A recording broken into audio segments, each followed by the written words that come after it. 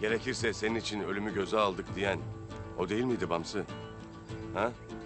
Sorarım size. Gayrı yolunu çizme vakti gelmiştir. Yolunu aklını kemiren, onu güçsüz kılan öfkesiyle mi, yoksa beynin sözüyle mi çizecek, onu hep birlikte göreceğiz. Kıldan ince, kılıçtan keskin bu yolda intikam önemlidir. Lakin akıl daha önemlidir.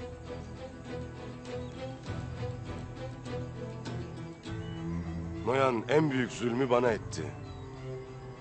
Lakin bu mesele intikam meselesi değil, devletin bekası meselesidir.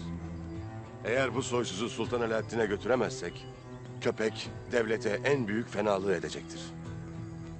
Anladınız mı? Eyvallah beyim. Çok iyi anlaşılmıştır.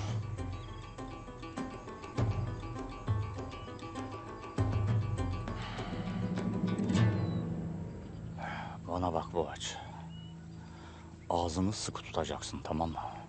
Eğer buradan kurtulmak istiyorsan köpeğin gelmesini bekleyeceksin. Anladın mı? Anladım.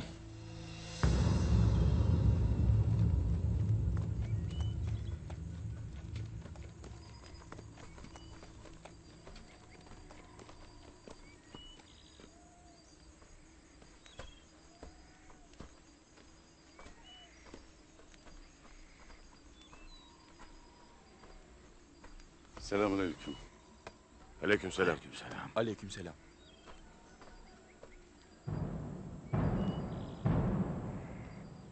İstediğini almışsın beyim.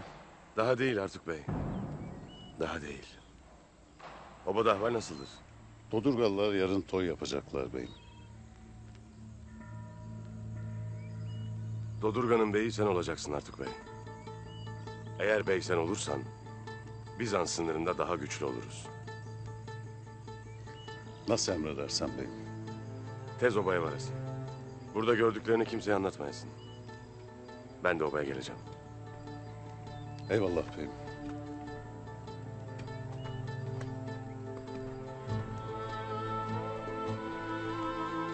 Yiğit, Buyur beyim. yarın bu soysuzlarla birlikte yola koyulacağız. Sultan Alaaddin'in huzuruna varacağız. Bütün ahvali anlatacağız. Halime Sultan da bizimle gelecek. Emredersin beyim.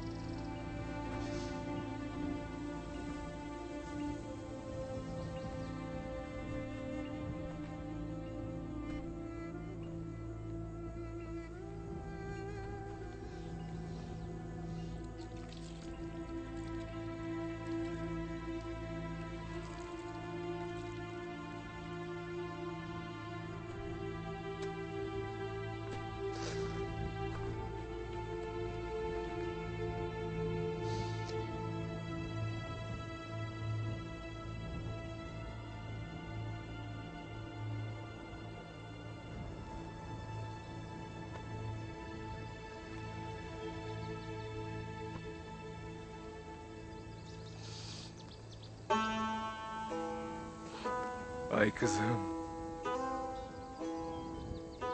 Selvi boylu. Topuğunda kara saçlı. Kurulu yaya benzer. Çatma kaşlı. Koşa bade sığmaz. Dar ağızlı. Gül almaya benzer. Al yanaklım. Gittiğin yerden nasıl kalkıp da bana varırsın? Anca ben yoluna düşen de varıp yolunda eceli bekleyen de.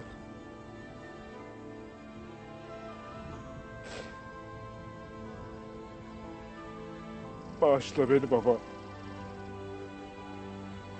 Verdiğim yeminin ardında duramadım. Beyimin işlerini ayak tutamadım.